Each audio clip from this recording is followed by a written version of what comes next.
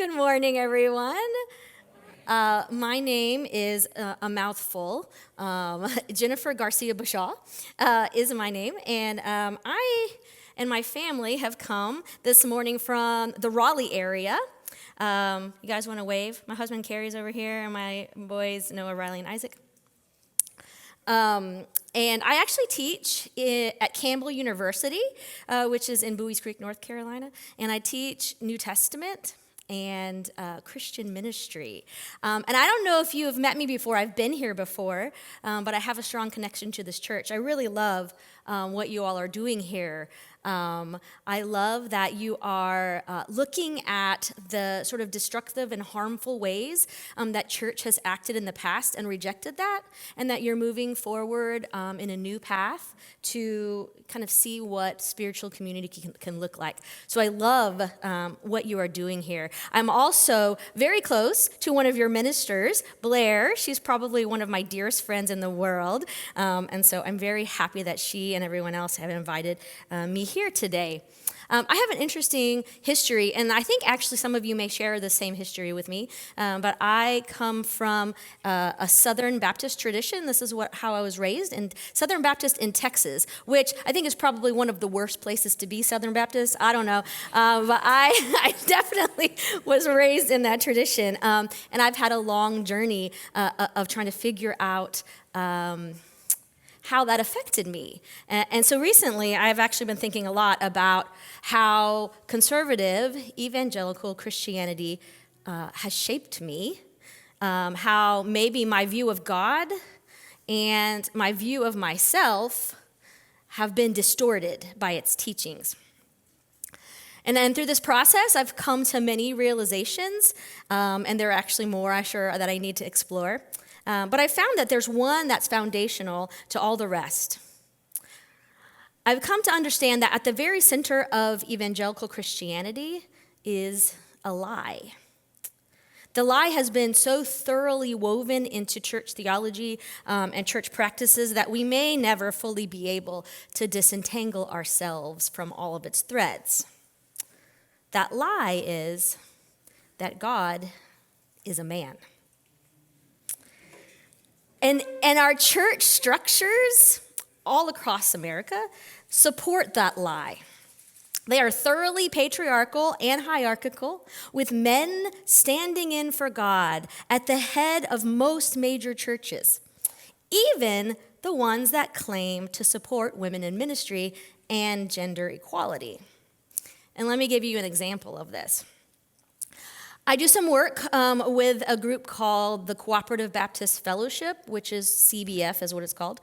This group actually left the Southern Baptist Convention after the fundamentalist takeover in the 1990s.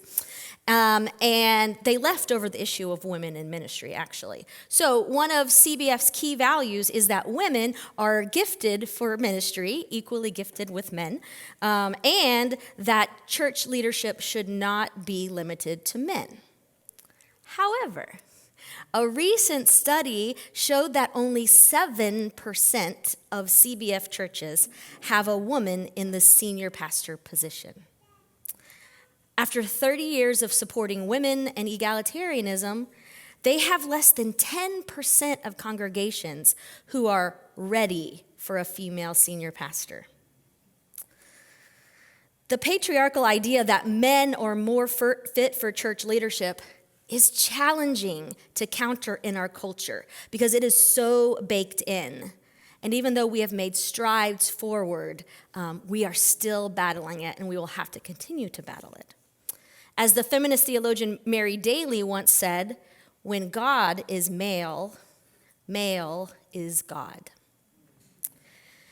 It is not only the structures that support the lie that God is male, our language perpetuates this falsehood. The vast majority of Christians use exclusively masculine language for God.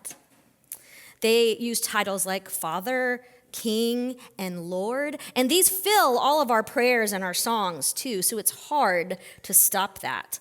Also, all of the pronouns that we use for God tend to be masculine. Open up the Bible, open up a hymn book, listen to the radio, whatever. When they talk about God, it's he, him, his. Words have power. And when we continually use masculine language for God, we give credence to the idea that God is male. The big question then is this. If American Christianity persistently witnesses to a male God in its structures, in its culture, in its language, how then can we envision and live into a different view of God? What steps can we take to understand and embrace a God who is feminine? I have been trying to combat the lie of the male God inside my own brain for over a decade now, and I have made some strides. I started by adjusting my language, by using inclusive language for God and for humanity, and a lot of you probably already do that. This is more difficult than it sounds, because even when you open up the Bible and start reading, you have to kind of change the way you read it. After that, I began to read the Bible through the eyes of women. Basically putting myself in the position of women, noticing where women come up in the stories, and reading scholars and pastors who are women as they comment on the Bible. This helped me recognize how Scripture is actually steeped in patriarchal ideas, it's true, but also it includes the stories and the perspectives of women which shine through and point to a new kind of family of God, one where there is neither Jew nor Greek, neither slave nor free, not male and female. I cognitively know that God is not male, that God is spirit and God is love, and that we humans, male, female, and the whole spectrum, are created in the image of God. But those ideas, however strongly I believe them, do not change my past or erase the foundations that were established in my evangelical upbringing. I sometimes still operate with the default idea that God is male because it is just the water that we're swimming in. So recently, I decided to take a view of my life and make what's called a spiritual life map. Basically revisiting themes in my story to kind of look at them with new eyes. A life map is actually something I make my students do.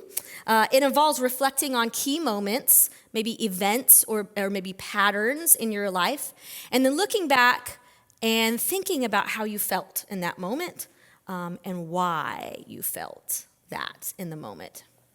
Reinterpreting these key events helps the students understand themselves, their influences, and their emotional development better. I figured that if I made a map of my spiritual journey, re-examining key past events with the insight that I have now, I might be able to understand God's character and presence in a new way. I might even be able to identify and uproot those destructive convictions about the male God.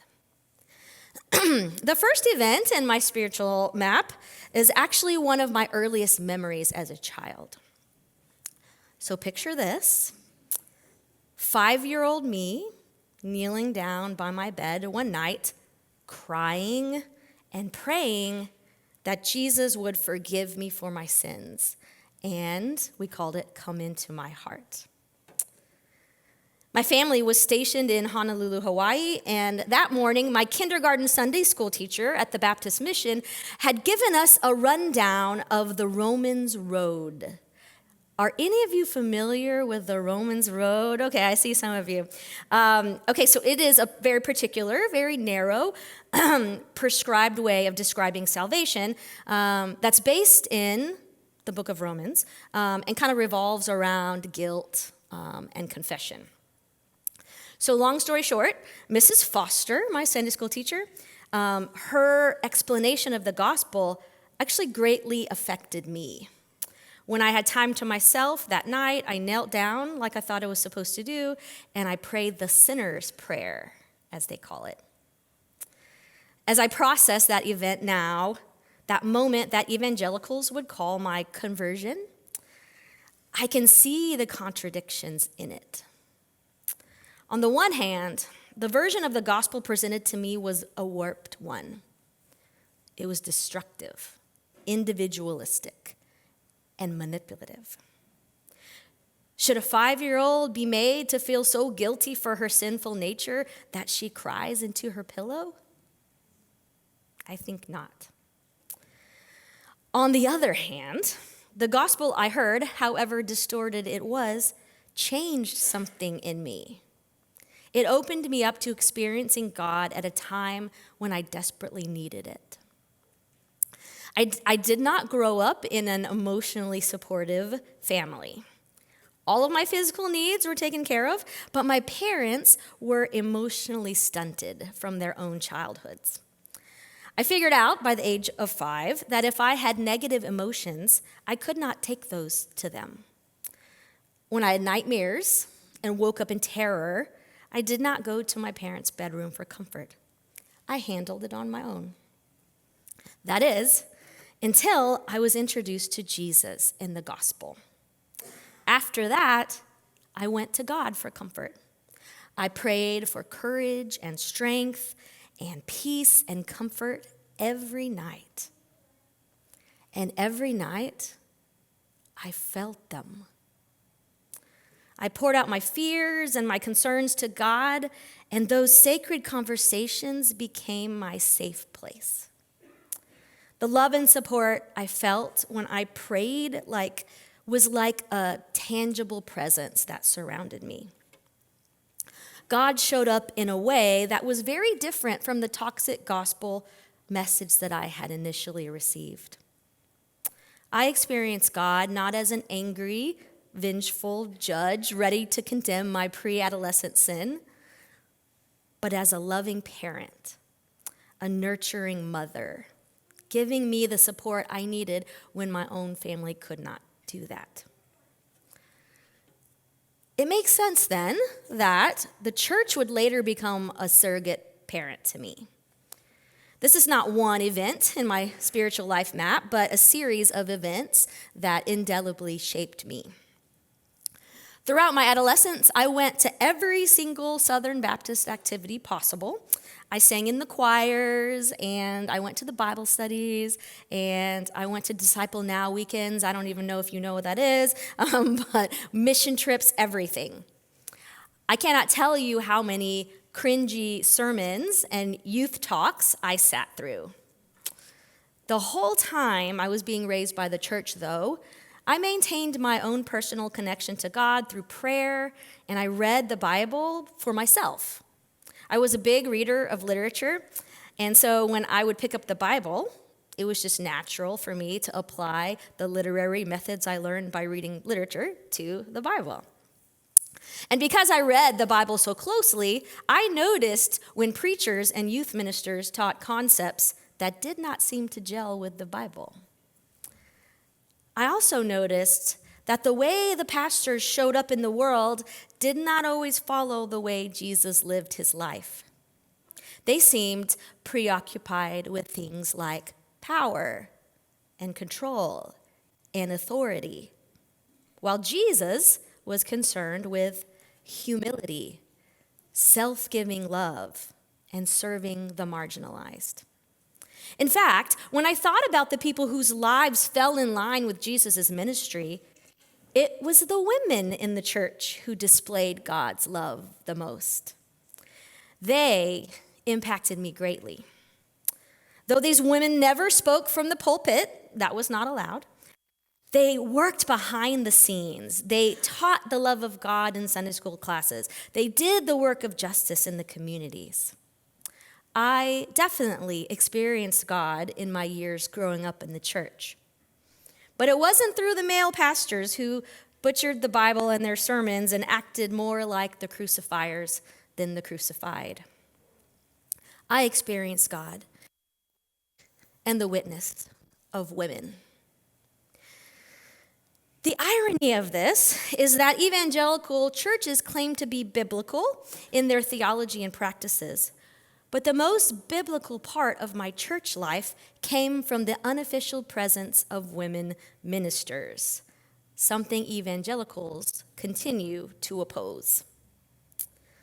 Eventually, I decided I wanted to become one of those women in ministry, offering the love and presence of God to others. This event is what one might call my call to ministry. But it was a difficult call to decipher and even harder to follow.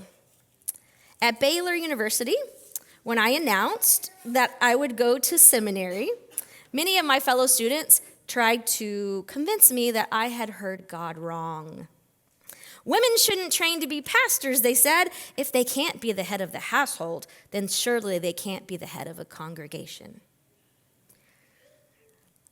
I couldn't explain to them all the multitude of reasons that they were wrong, but I knew that I needed to get to the point where I could do that. And here is where my experience of God becomes as tangible as it was when I was that scared, lonely girl in Hawaii. As much as I had tried to resist it, the church had shaped me into a submissive, uncertain, conflict-avoidant young woman. Evangelical churches churn women like that out so they can maintain the patriarchal status quo.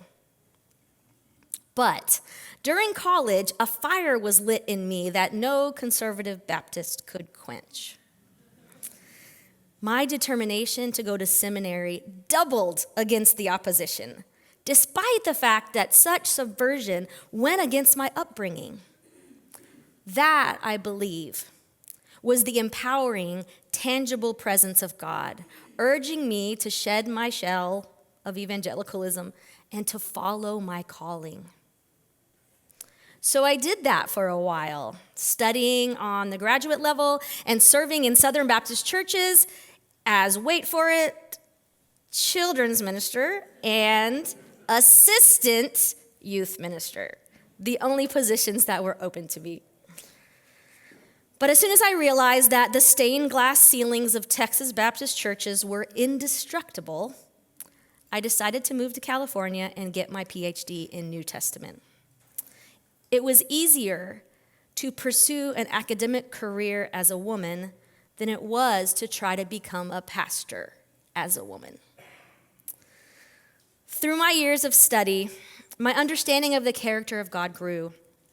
I immersed myself in the social and the historical background of Jesus' life and ministry, and I looked through the illuminating eyes of interpreters from the margins. These are the kinds of perspectives that mediate God's presence and character to me even today. Feminist and womanist interpreters, mujerista voices, and disability scholars. Another incredibly significant thing happened to me while I was getting my PhD. It was actually 3 significant things. I gave birth to 3 babies, each at different stages of my dissertation writing.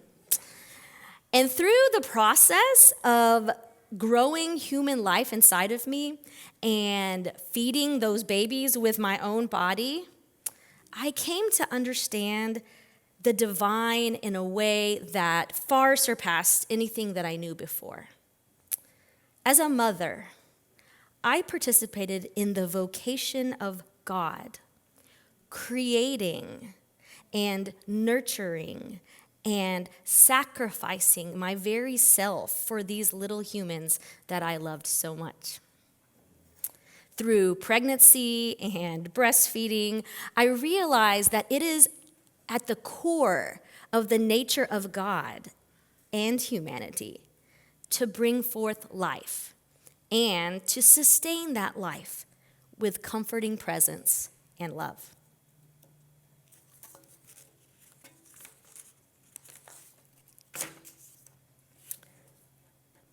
And I realized something else. Parental love is the kind that encourages and comforts. It does not condemn or harm. One of the greatest privileges of my life has been to be partners with my husband, Carrie, in raising our sons. Carrie and I want to empower our kids and help them to grasp how strong and permanent our love is for them. We accept them as they are, and we support them in what they do. As I experienced parenting, I began to see God more clearly as a loving mother who births us and nurtures us and who wants us to flourish and have joy. And yet the God that evangelicalism introduced me to as a young girl, the one represented in pulpits across America by pastors in power, is not a supportive, loving parent. The God portrayed in that section of Christianity is authoritatively masculine, uses control and guilt instead of acceptance and mercy. That God is a dysfunctional parent, a mockery of the true God. Because the true God is that mothering God with whom I co-created and from whom I learned love. The true God is the divine mother who comforted me after my childhood nightmares, who answered my anxious prayers with peace and presence. The true God is those women at church who became the hands and feet of Jesus, ministers who would never be recognized as such, who would hold the hands of the hurting, but would never hold the title of pastor. The true God was that fierce sister spirit that gave me the strength to subvert the Southern Baptist system and go to seminary. The true God that I experienced throughout my life then is feminine, a mother's presence, a sister spirit, a community of women mediating divine love to the church. Although there are people who might say that my experience of God is subjective at best, heretical at worst, I think you will find that is actually more biblical than you think.